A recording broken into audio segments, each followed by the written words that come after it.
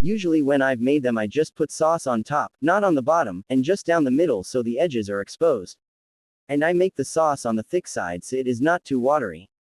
I bake them in the oven too, and they are never too soggy, but you could just grill to minimize the sauce absorption. I've heard that corn tortillas are more resistant to going soggy than flour ones, but couldn't comment from experience.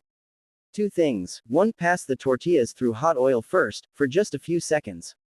That will soften them and also waterproof them. It is the traditional technique. 2. Consider making them on a griddle instead of in the oven. Preheat the sauce and the filling, soften the tortilla, fill, heat for just a few more seconds, place on top of the sauce on a preheated plate.